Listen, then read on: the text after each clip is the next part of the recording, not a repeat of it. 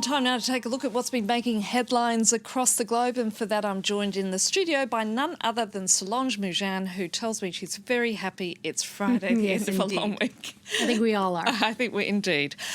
You're starting off with the French press, who of course have been widely covering the sentencing of former French President Nicolas Sarkozy to a second jail term for illegal campaign financing, rather. Yeah, and it's the second one. And on the cover of Libération today, quelle indignité, what indignity, what a disgrace, the left-leaning paper says on its front page. Here, they're actually using a rebuke that Sarkozy himself used and uttered when he was questioned in 2007 over his finances and his dealings. There was a question at the time of suspicions of a suitcase full of Libyan cash.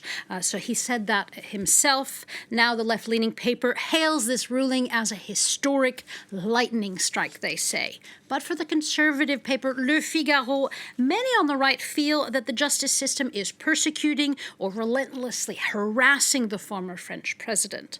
But on the other end of the political spectrum, the site Mediapart hails the sentencing, saying it was a win for the French justice system, which, quote, held fast and strong. But the site laments that there isn't a deeper public discussion going on over what it calls the French decadence of Nicolas Sarkozy. And indeed, decadence is a term that keeps popping up in the foreign media to describe the former French leader. Yeah, la decadencia di Sarkozy. That is how the Italian paper Il Fatto Quotidiano puts it. The sun has set, they say, on a man who was once the wonder child of French politics, noting that with an election coming up, Sarkozy has been kicked off the pitch. Now, following with this sort of sports terminology, the Swiss paper Le Temps says that if Sarkozy had been an athlete, his titles would have been taken away and his name crossed off the record books, for he did not run a clean campaign, one that was drugged up on illegal funds, they say, that allowed him to double his campaigning spending limit. Time to head across the channel and to take a look at the UK, where the British media there is focusing on yet another sentencing. Yeah, and nearly all of the British papers are covering this today on their front pages, on the sentencing of a London police officer for the kidnapping, rape and killing of a young woman, Sarah Everard. The officer, Wayne Couzens, was given life in prison, which is actually quite a rare sentence in the UK. Before killing her, Couzens actually used his police badge to lure the young woman into his trap. And the Morning Star, it hails the ruling, but it says it is a day of shame in general for London's Metropolitan Police, not only because Couzens used his badge, but also because of how the police handled the case, as well as in not looking into prior suspicions of strange behavior. They also broke up a protest over women sort of feeling, they're saying they were feeling unsafe on British streets. Now, for The Guardian, Everard's murder underlines what it calls women's fragile faith in the police, end quote, noting that if policing is by consent, then consent suddenly feels very flimsy, they say. Now to the US, where the American press is divided over the postponement of a vote on Biden's infrastructure bill, which is causing much ructions within the Democrats, isn't it? Yeah, the Washington-based site The Hill explains that there is a civil war-like thing going on when it comes to the Democratic Party. The Democrats need all Senate Democrats on board in the Senate to pass Biden's $3.5 trillion infrastructure package, and they do not have those votes because Senators Joe Manchin and Kyrsten Sinema, they want a much smaller package. Now, for the conservative perspective,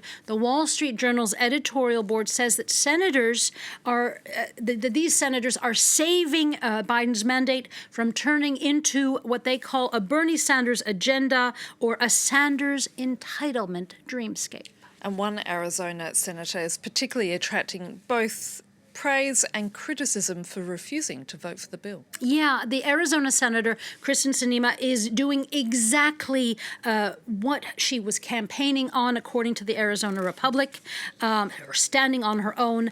But the conservative paper notes that many Democrats at home in Arizona are absolutely furious. They've already considered a vote of no confidence for her and are now looking into primary challengers for when she'll be tried to get reelected. But the paper says that that Arizona is still a conservative state, even if that is changing. So Sinema's stance is a smart one, they say, especially if a deal is eventually reached. Now, for the left-leaning view, the Philadelphia Inquirer writes that this blockade is a sign that it is Sinema's, quote, filthy rich patrons who are calling the shots, and that she is a careerist narcissist trying to single-handedly blow up the nation's politics.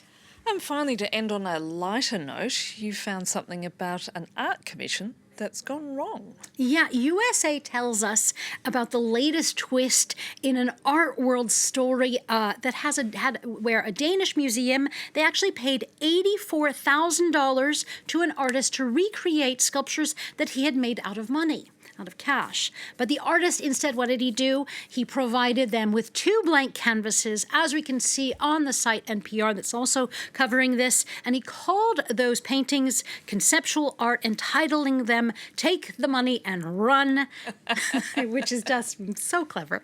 Anyway, the museum wants the money back. They have not started legal action, but they are in negotiations with the artist. Nonetheless, they displayed the white canvases in their exhibit, which somewhat aptly named. It's called Work It Out. So we'll have to see if they do work it out.